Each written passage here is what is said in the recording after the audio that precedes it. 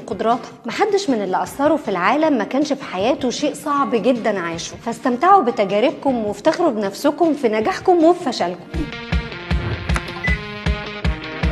انتوا عارفين ان سنة 1988 اتلعب اول دورة العاب بارالمبية ودي لذوي الهمم؟ لو عمركم ما اتفرجتوا عليها هسيب لكم لينك كده، ادخلوا واتفرجوا عليها. يا جماعة ايه القوة والعظمة دي؟ بيعملوا فعلا حاجات اعجاز، في وظائف كتيرة ومتنوعة جدا لذوي الهمم عاملاها وزارة القوة العاملة، وهتلاقوا اللينك تحت. ويا ريت من فضلكم لما نلاقي ركنتين او اماكن مخصوصة لذوي الهمم مرسوم عليها كرسي مثلا نسيبها وما نستخدمهاش. احترم قوانين وادمية الاخرين وساعدهم، مش تاخد مكانهم. ما تخليش احساسك بانك مختلف يضايقك او يخليك تأجل فرحتك. وما تنساش 20% بس مجهود يحقق لك 80% من الاهداف. واشوفكم الحلقة الجاية.